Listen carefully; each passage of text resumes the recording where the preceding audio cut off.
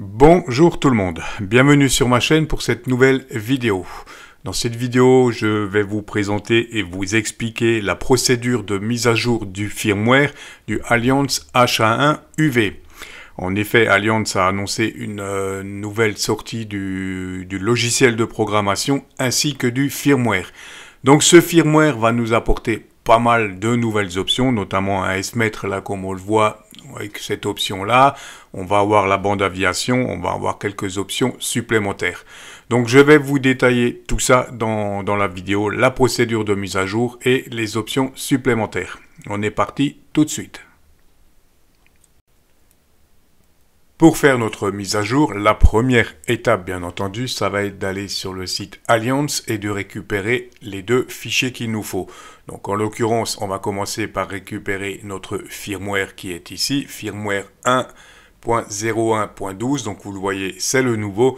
Et Alliance met également à votre disposition le nouveau CPS, version 1.1.1.3 qui a été amélioré. Ils ont apporté beaucoup d'améliorations à ce CPS. Je vais également vous le présenter durant la vidéo. Donc vous cliquez sur ces deux fichiers déjà dans un premier temps pour récupérer ces deux fichiers.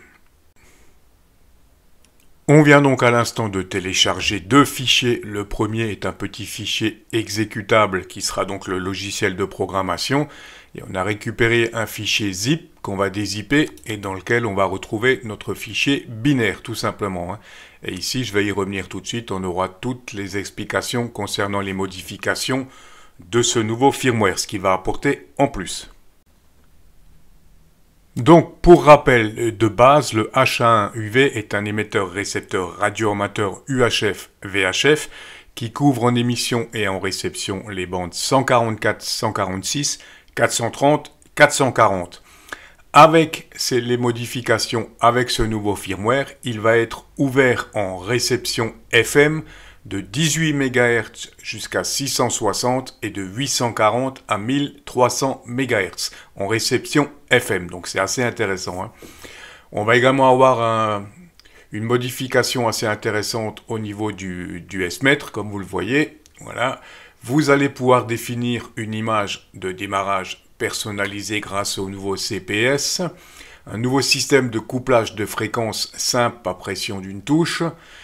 Ce qui est très intéressant également, nouveau mode d'affichage. On va pouvoir avoir l'affichage synchronisé du nom de la fréquence et du numéro du canal.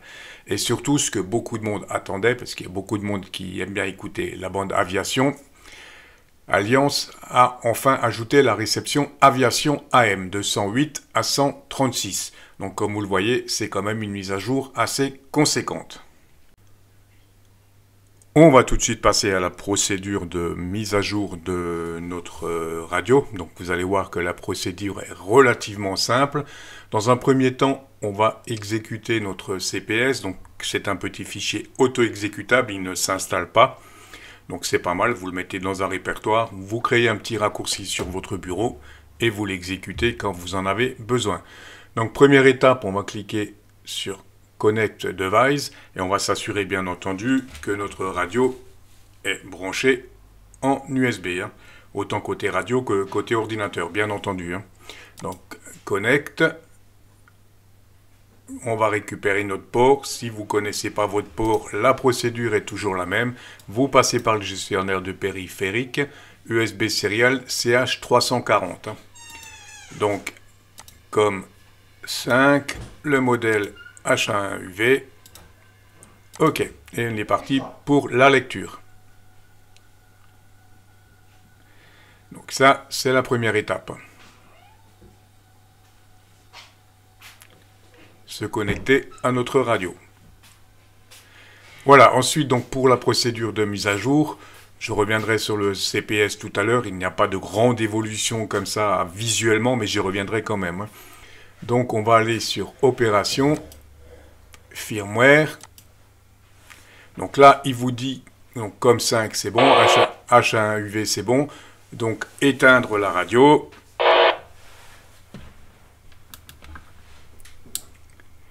Voilà. Puis appuyer sur le bouton PTT et le bouton PF1 et remettre la radio en route. Donc PTT et PF1, on appuie ces deux boutons là. On rallume notre radio. Voilà, là on est bon. Théoriquement, je vais récupérer mon fichier binaire donc qu'on a téléchargé.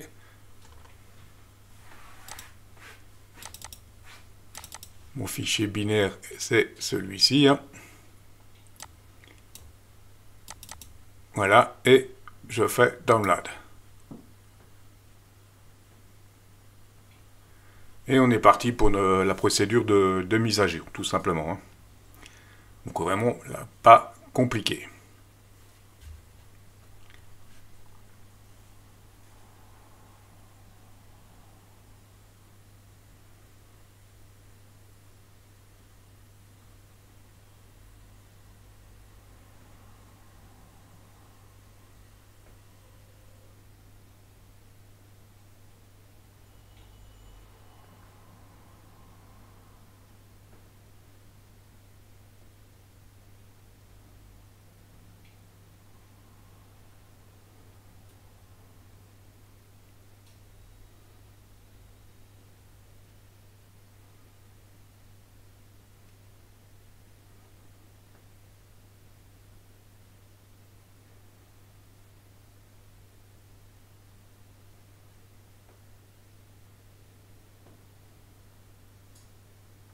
Notre radio redémarre et notre mise à jour a réussi.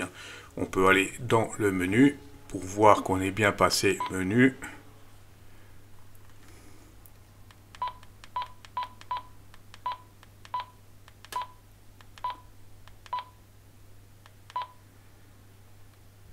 Radio.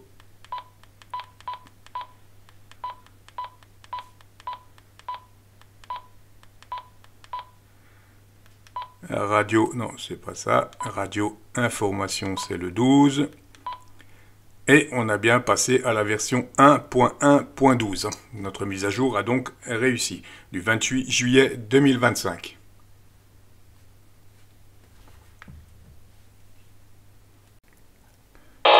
Je reviens rapidement sur le logiciel de programmation qui, un petit peu, ma foi, que je trouve un petit peu décevant pour cette nouvelle version.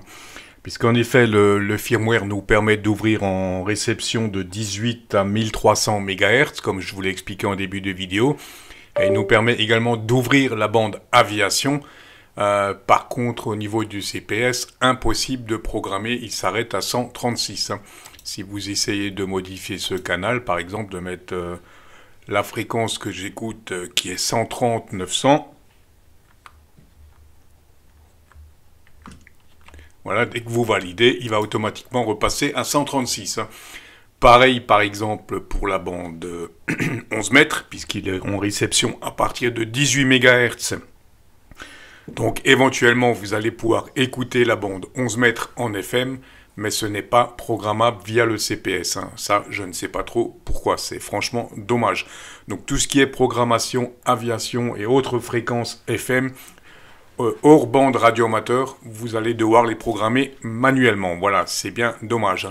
Et autre déception quand même, c'est la réception aviation, qui est vraiment pas top. Ça fonctionne, vous rentrez une fréquence aviation, vous basculez sur le mode AM, mais je vais essayer de vous faire entendre tout de suite et vous allez voir que c'est vraiment pas terrible.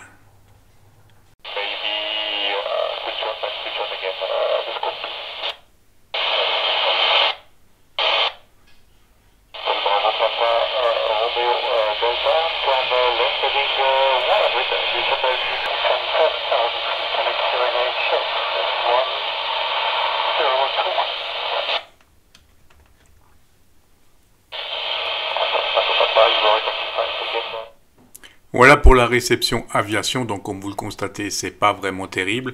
Et vous avez vu également en réception le nouveau S-mètre qui nous indique le niveau de réception. Voilà un petit peu pour les améliorations de ce firmware. Mais